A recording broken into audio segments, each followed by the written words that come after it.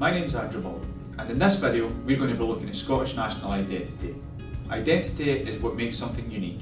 To you and me, that's something like a hairstyle or facial features, but unique identification is our DNA, our fingerprints. But what makes Scotland Scottish? What is unique about this country that makes us instantly recognisable to the rest of the world? Some would argue that it's our dialogue, pointing to one of the greatest poets in the world, Robert Burns.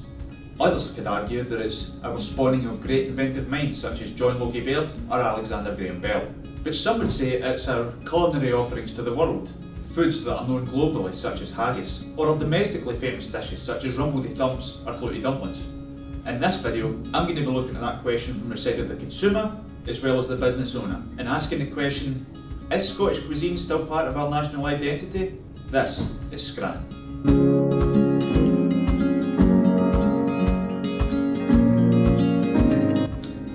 The Angus cow. It's a big beast with a big Scottish name, the Angus cow. The name's derived from the northeastern county of Scotland, so you would be forgiven for thinking it's a Scottish animal. But did you know the Angus cow was actually introduced in the 9th century by the Nordic people, or Vikings, when they arrived in this country and politely asked the locals to leave with their lives and worldly possessions intact? Did you also know that Russia claimed to have invented black pudding? Well, the Mary Queen of Scots was so keen on French cuisine that she introduced cooking with rich sauces like the French did in the 15th century. The fact that she changed the way we started eating shows that perhaps our eating habits change over time.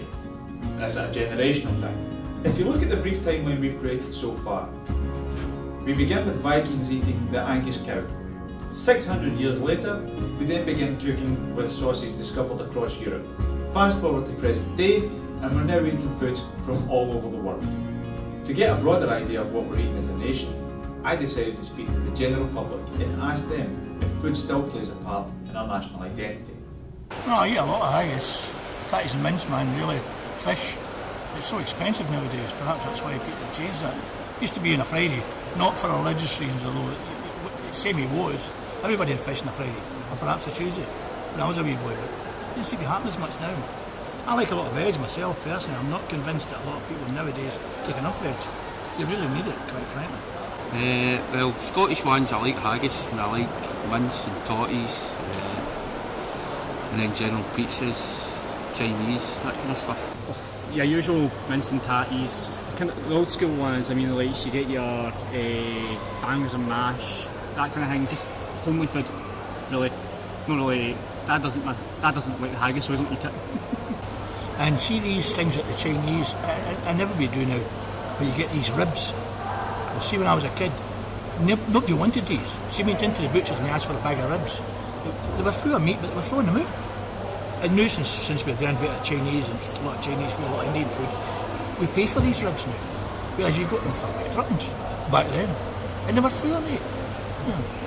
So, I think a lot of the older meats and the older stuff that we used to eat, which proved to be very healthy, that of course I like a wee bit of exercise, which a lot of people are not doing now, myself included. I'm on the road in. I'm not really a big Scottish stance, you know what I mean? I just wear a comfy, my pals and all that, watch the football team. But apart from that, no, I'm just not really a big Scottish fanatic. I think like Scotland as a whole is a unique. I mean, we've got our own, like we've got our signature dishes, we've got our signature food, we've got our signature music, instruments. I mean, us as a whole, like people as a whole make Scotland. So, I mean, like it's just anybody can come to Scotland, but they're never going to be a true Scotsman until they drink iron brew. That's the way I see it.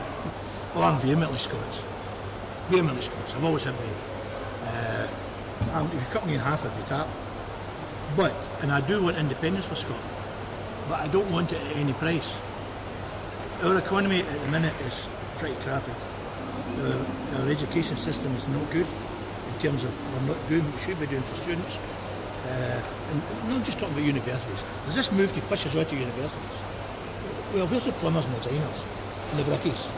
You know, the electricians. You know, because we're denying ourselves the basic people we need to sort the houses. You know, so I think Yeah, there's a Scottish identity, of which I have. But I think we need to sort out the education, the economy and everything else before we go for independence and such. Because to go for it now would be a disaster, and quite frankly, it would set the independence movement back 100 years. After speaking with members of the general public, it was becoming clear that appreciation of our national dishes was deteriorating with every passing generation. This could be down to the fact that international dishes are so widely available and cheap that it's simply too difficult to ignore. However, I felt speaking to a handful of the general public would give me an accurate representation of what we're eating as a nation. So I decided to ask around to see if I could speak to some business owners and find out what people are eating and how it affects what's put on a menu. And surprisingly, I got a reply rather quickly. My name is Ewan McFarlane. I'm the owner director of McFarlane Air.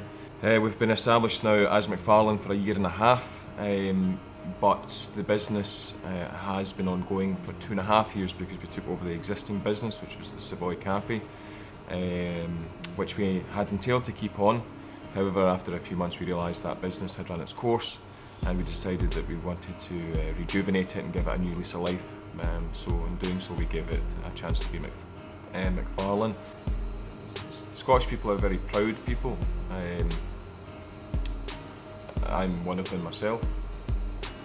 However, I believe that Scottish identity has changed somewhat over the last 10 years. In some ways for the worse, in some respects for the better. There is pride.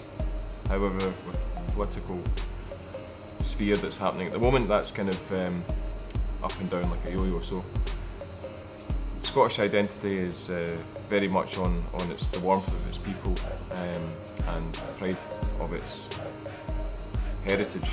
However, I wish that the identity would push forward into the now and the future, which we'll have to wait and see. We're so much coincided with the rest of the UK, and with there being such a huge influx of other nationalities, I think the Scottish cuisine is everything now. I think whether you go for a Domino's or whether you go for a Chinese or whether you go for an Indian or a Thai, or you go for, like, to be honest, the world is our oyster in regards to food, which we're quite lucky. I've been very fortunate to travel in many places around the world which haven't been had access to other cuisines. So I think Scotland, as much as these dishes that I mentioned before still exist within our diets, very much so, I think in the next 10 to 15, 20 years the Scottish cuisine will be hugely different than what it is now. I think traditional Scottish dishes will always have their place. I think when you've been grown up with something, you always go back to what you know. So whether that includes your putty dumpling, it's actually a rarity sometimes in a restaurant to get something like that. So that's actually quite a big seller for me. Other things like Braden Roast, which is a type of hot smoked salmon, sells very well because a lot of people maybe go, oh, I've not had that for ages. Other things like, try to think, we've got a breakfast menu, we've got something called the Rumbledy Thumps, which is a type of kind of bubble and squeak dish for a breakfast, which is, people like to see their heritage in front of them, and if they feel that they can support their heritage, then I think they will. Following the research that I have acquired over the course of this project, it's become increasingly clear that Scottish food is no longer part of our national identity. Our love for dishes from other continents has put our homegrown recipes on the back burner, which for me personally is a shame, because this nation has created some delicious meals over time. But at the same time, there are still some who appreciate this country's creations. Maybe that will change over the coming years. For better, for worse, that remains unclear. My name is Malone. Thank you very much for watching.